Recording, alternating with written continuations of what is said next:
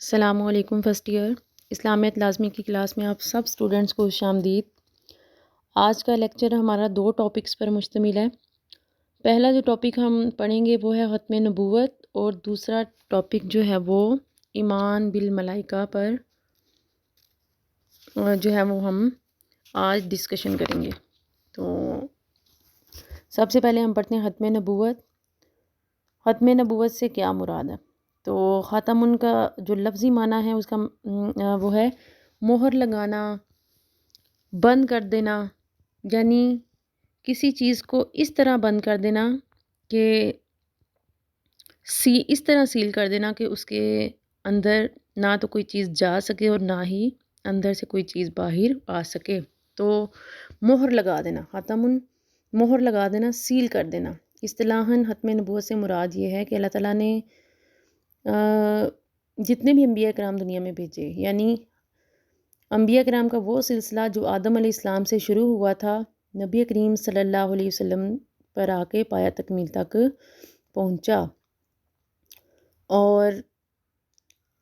یہ سلسلہ جو آپ صلی اللہ علیہ وسلم تک آ کر پایا تکمیل کو پہنچا، اس کا مطلب یہ ہے کہ آپ کے بعد کوئی نبی یا رسول نہ تو دنیا میں آئے گا اور نہ ہی آپ کے بعد کوئی اس کا دعویٰ کر سکتا ہے۔ آپ خاتم النبیین ہیں اور آپ کے بعد کوئی بھی انسان دنیا میں نبوت کا دعویٰ نہیں کر سکتا تا قیامت۔ ختم نبوت، اور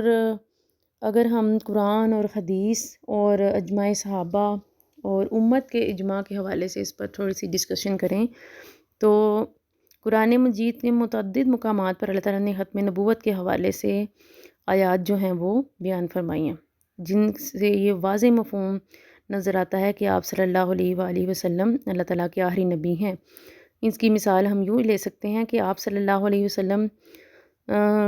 کے بارے میں قرآن کریم میں جتنی بھی آیات موجود ہیں، اصل میں پورا کا پورا قرآن آپ کے اخلاق پر مبنی، لیکن آپ صلی اللہ علیہ وسلم کے حوالے سے جو واضح آیات آپ کو مخاطب کر کے بیان کی گئی ہیں، یا جو معاشرے کی رسومات آپ کے ذریعے ختم کی گئی ہیں، ان سے یہ بات واضح ہوتی ہے کہ آپ صلی اللہ علیہ وسلم کی ذات سے اللہ تعالیٰ کی ذات نے ہر بات کا رول ماڈل جو ہے وہ ہم تک پہنچا دیا آپ صلی اللہ علیہ وآلہ وسلم کے ذریعے سے، اور آپ کے بعد ہمیں کسی اور نبی کی ضرورت جو ہے وہ محسوس نہیں ہوتی، کیونکہ آپ نے اپنی عملی زندگی سے ہمیں ہر پہلو پر جو ہے وہ روشنی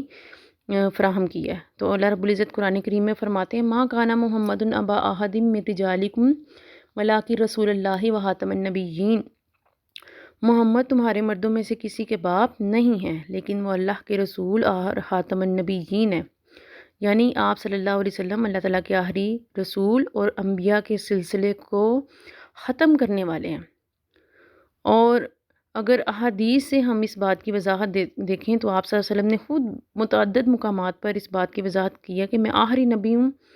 اور میرے بعد کوئی نبی ہے۔ فرمایا انا خاتم النبیین لا نبی بعدی،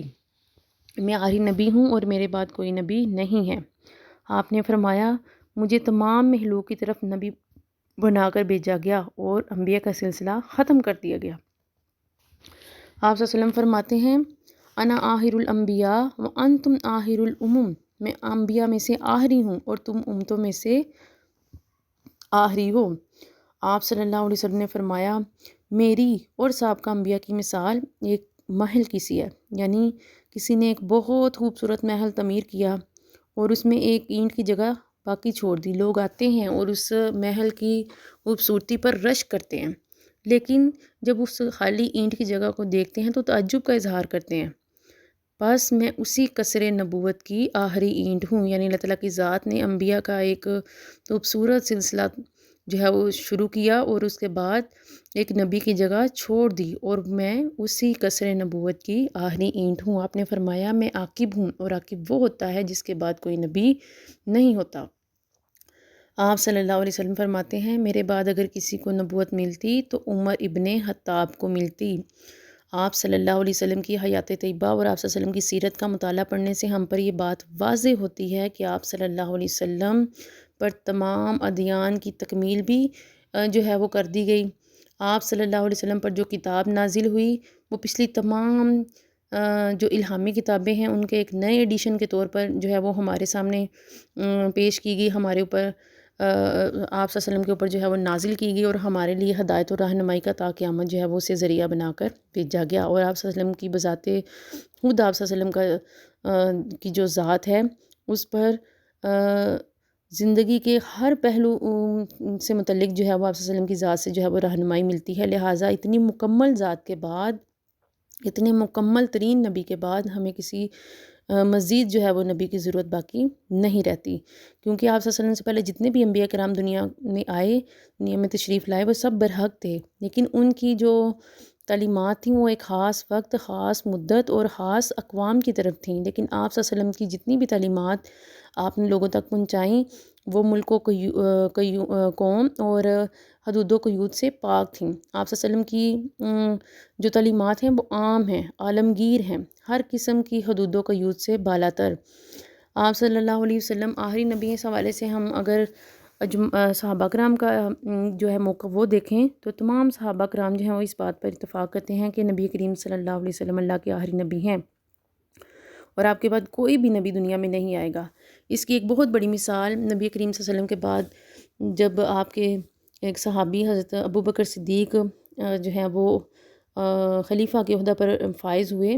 تو آپ کے دور میں بہت سے لوگوں نے جو ہے وہ اس بات کا دعویٰ کیا کہ ہم پر نبوت کا نزول ہوا ہے، جن میں خاص طور پر مسیلمہ کذاب، اسود انسا، سجا بنت حارث اور طلحہ بن خویلد قابل ذکر ہے۔ تو حضرت ابوبکر صدیق رضی اللہ تعالیٰ عنہ نے ان کے خلاف جہاد کیا اور ان کو اس بات سے روکا کہ وہ اس طرح کا دعویٰ نہیں کر سکتے، لہٰذا عہد صدیقی میں جھوٹے مدعیان نبوت جو 4 تھے ان کے خلاف جنگ لڑی گئی، خصوصاً بالخصوص مسیلمہ کذاب کے خلاف، یہاں تک کہ جہنم واصل ہوا، اور صحابہ کرام کی بڑی تعداد اگرچہ جام نوش فرما گئی، لیکن اس فتنے پر بہت حد تک جو ہے وہ قابو پا لیا گیا۔ اور ان جھوٹے مدعیان نبوت کے خلاف جو جہاد کیا گیا وہ اس بات کا ثبوت ہے کہ ختم نبوت پر تمام صحابہ کا اجماع تھا،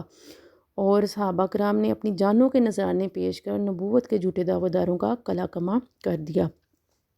پھر اس کے بعد ختم نبوت پر اگر ہم امت کا اجماع دیکھیں تو عہد صحابہ کے بعد امت مسلمہ کا اس بات پر اجماع رہا ہے کہ نبی کریم صلی اللہ علیہ وسلم کی ذات ہر اعتبار سے آخری نبی ہیں، اور جو بھی نبوت کا جھوٹا دعویٰ کرے گا وہ جھوٹا ہوگا، اور جو بھی نبوت کا جھوٹا دعویٰ کرے گا وہ واجب القتل ہوگا، اور جو جھوٹے نبی کا پیروکار ہوگا وہ بھی کافر اور دین اسلام سے خارج، اور مسلمان وہی ہوگا جو توحید اور آپ صلی اللہ علیہ وسلم کی ختم نبوت کا اقرار کرے گا۔ لہٰذا پاکستان میں جتنے بھی آئین اب تک بنے ہیں ان سب میں باقاعدہ ختم نبوت کے جو نام سے ایک شک جو ہے وہ اس میں ایک شک جو ہے وہ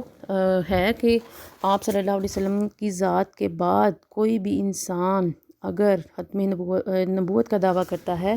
تو وہ قتل کر دیا جائے گا۔ ختم نبوت پر اگر ہم عقل کے لحاظ سے دلائل دیکھیں تو عقل بھی اس بات کا تقاضا کرتی ہے کہ آپ صلی اللہ علیہ وسلم کو آخری نبی تسلیم کر لیا جائے، کیونکہ آپ صلی اللہ علیہ وسلم کا دنیا میں آنے کا جو اصل مقصد تھا وہ صرف اور صرف کتاب کی تعلیم نہیں دینا تھا، بلکہ لوگوں کے نفس کو برائیوں سے پاک کرنا تھا۔ سب جانتے ہیں کہ نبی کریم صلی اللہ علیہ وسلم نے کس دور میں آنکھ کھولی، جب عرب جو ہے وہ اندھیروں کے گھٹا ٹوپ جو دلدل تھی اس میں گھرا ہوا تھا، اور آپ صلی اللہ علیہ وسلم نے کس طرح عرب کے جاہل وحشی بدو لوگوں کو جو ہے وہ کتاب کی تعلیم دی، اور پھر ان کے نفس کا تزکیہ کیا اور ان کو برائیوں سے نکال کر اچھائیوں کی طرف مائل کر دیا۔ لہٰذا اس امت کے علماء، صوفیہ سب اس فریضے کو احسن طریقے سے سر انجام دیتے ہوئے نظر آ رہے ہیں، کیونکہ آپ صلی اللہ علیہ وسلم نے اپنی بات لوگوں تک پہنچا دی، اور اس طرح احسن طریقے سے پہنچائی کہ اب مزید کسی سے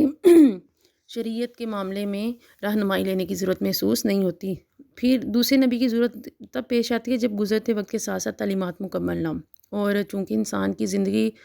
جمود کا شکار نہیں ہے، ہر آنے والا لمحہ اپنے ساتھ نئے نئے مسائل لے کر آتا ہے، تو لہٰذا چونکہ زندگی میں رد و بدل ہوتا رہتا ہے اور نت نئے مسائل سامنے آتے رہتے ہیں، لہٰذا اگر ہم آپ صلی اللہ علیہ وسلم کی تعلیمات کو دیکھیں تو آپ صلی اللہ علیہ وسلم کی تعلیمات 1400 سال کا عرصہ گزرنے کے باوجود بھی اپنے اندر اس قدر جو تعلیمات کی ضخامت رکھتی ہیں کہ آپ صلی اللہ علیہ وسلم کی ذات نت نئے مسائل کو بھی حل کر سکتے ہیں۔ آپ صلی اللہ علیہ وسلم کی تعلیمات، آپ صلی اللہ علیہ وسلم کی ذات کے ہر پہلو سے نت نئے مسائل کا حل جو ہے وہ تلاش کیا جا سکتا ہے۔ لہٰذا عقل بھی اس بات کا تقاضا کرتی ہے کہ ہمیں کسی نبی یا نئے رسول کی ضرورت نہیں ہے، کیونکہ آپ صلی اللہ علیہ وسلم کی ذات ہر لحاظ سے کامل، جامع اور عالمگیر ہے۔ لہٰذا عقل جو ہے وہ اس بات پر مکمل طور پر متفق ہے کہ آپ اللہ کے آخری نبی اور رسول ہیں، اور آپ کی تعلیمات تا قیامت انسانوں کی ہدایت و رہنمائی کا فریضہ سر انجام دے سکتی ہے۔ پھر اگر ہم ایمان بالملائکہ کے حوالے سے دیکھیں، یعنی فرشتوں پر ایمان، جو آج کا ہمارا دوسرا ٹاپک ہے، تو ملائکہ کا جو واحد ہے وہ مالکن ہے، اور اس کے لغوی معنی ہے قاصد یا پیغام لے جانے والا۔ اور ملائکہ سے مراد اصطلاح میں فرشتوں پر ایمان لانا، یعنی فرشتے، ملائکہ، اگر ہم اس کا اردو ترجمہ کریں تو فرشتے اللہ تعالیٰ کی نوری مخلوق ہیں، وہ مخلوق جو ہر وقت اللہ تعالیٰ کی حمد و ثنا میں جو ہے وہ مصروف رہتی ہے، اور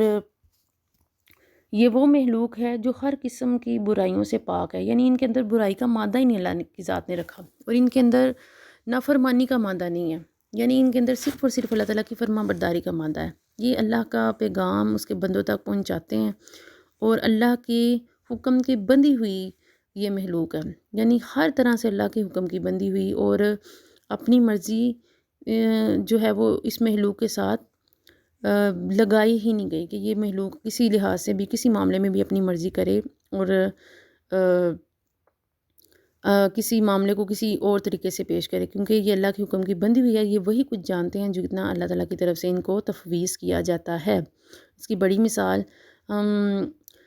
جب آدم علیہ السلام کو اللہ تعالیٰ کی ذات نے فرشتوں کے سامنے پیش کیا، تو فرشتوں نے کہا کہ کیا تو ایک ایسا انسان بنائے گا؟ وَإِذْ قَالَ رَبُّكَ لِلْمَلَائِكَةِ إِنِّي جَاعِلٌ فِي الْأَرْضِ خَلِيفَةً قَالُوا أَتَجْعَلُ فِيهَا مَن يُفْسِدُ فِيهَا وَيَسْفِكُ الدِّمَاءَ وَنَحْنُ نُسَبِّحُ بِحَمْدِكَ وَنُقَدِّسُ لَكَ۔ تو اللہ تعالیٰ کی ذات نے فرمایا، قَالَ إِنِّي أَعْلَمُ مَا لَا تَعْلَمُونَ، کیا ہم تیری تسبیح کے لیے کافی نہیں ہیں؟ کیا تو ایک ایسا انسان بنائے گا دنیا میں جو فساد برپا کرے گا؟ تو اللہ تعالیٰ کی ذات نے کہا، جو میں جانتا ہوں تم نہیں جانتے۔ قُلْنَا يَا آدَمُ اسْكُنْ أَنْتَ وَزَوْجُكَ الْجَنَّةَ۔ پھر اللہ تعالیٰ کی ذات نے ان فرشتوں کو جو ہے وہ آدم علیہ السلام کو فرشتوں کے سامنے پیش کیا، اور فرشتوں سے کچھ چیزوں کے نام پوچھے، تو فرشتوں نے کہا کہ بے شک تو پاک ہے، وَنُقَدِّسُ لَكَ، لیکن ہم وہی کچھ جانتے ہیں جو تو نے ہمیں سکھایا، اس کے علاوہ ہم کچھ نہیں جانتے، کیونکہ فرشتوں کو اللہ کے حکم کی بندی ہوئی مخلوق ہے، ان کو اتنا ہی علم ہے جتنا اللہ کی ذات نے ان کو دیا۔ تو مشہور فرشتے جو ہیں وہ 4 ہیں، جن میں سے ایک حضرت جبرائیل علیہ السلام، حضرت اسرائیل علیہ السلام، حضرت میکائیل علیہ السلام اور حضرت اسرافیل علیہ السلام۔ ان مشہور فرشتوں کے کچھ اہم کام ہیں جو یہ دنیا میں سر انجام دیتے رہے۔ سب سے پہلے حضرت جبرائیل علیہ السلام، یہ فرشتوں کے سردار، ان کو امین اور روح القدس بھی کہا جاتا ہے۔ ان کے ذمے تمام انبیاء کرام پر وحی کا پیغام پہنچانا تھا۔ ان کی بہت بڑی اور اہم ذمہ داری تھی، جو یہ حضرت آدم علیہ السلام سے لے کر نبی کریم صلی اللہ علیہ وسلم کی ذات تک سر انجام دیتے رہے۔ پھر حضرت اسرائیل علیہ السلام، ان کا کام ہر جاندار کی روح قبض کرنا جو ہے وہ ان کے ذمے ہے، لہٰذا ان کو ملک الموت بھی کہا جاتا ہے، یعنی موت کا فرشتہ۔ پھر حضرت میکائیل علیہ السلام، ان کے کام جو ہے وہ بارش کو برسانا اور اللہ کی تفویض کردہ جو تقسیم رزق ہے اسے مخلوق تک پہنچانا ان کی ذمہ داری ہے۔ پھر چوتھے نمبر پر حضرت اسرافیل علیہ السلام ہیں، ان کی ذمہ داری جو ہے وہ قیامت کو سور پھونکنا ہے، اور جب کہا جاتا ہے کہ جب یہ پہلا سور پھونکیں گے تو تمام دنیا ختم ہو جائے گی، اور ان کے بعد دوسرا سور جو ہے وہ یہ پھونکیں گے تو سب لوگ زندہ ہو کر حساب کتاب کے لیے پیش ہو جائیں گے، لہٰذا یہ سور جو ہے وہ اپنے منہ میں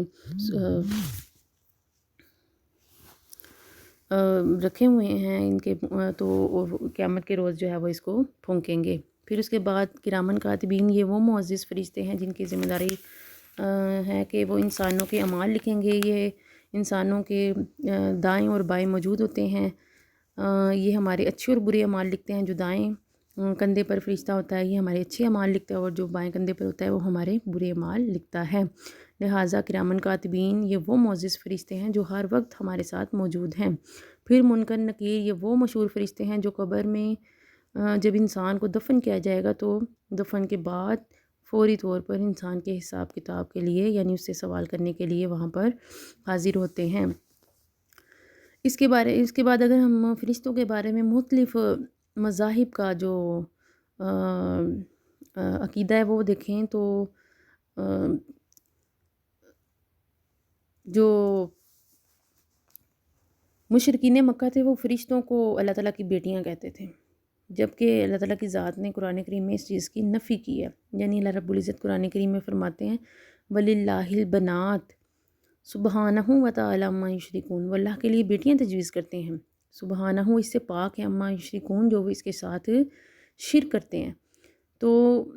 فرشتے اللہ تعالیٰ کی بیٹیاں نہیں ہیں، بلکہ یہ اللہ تعالیٰ کی ایک نوری مخلوق ہے جو اللہ تعالیٰ کی ذات نے بالخصوص ان کو اپنے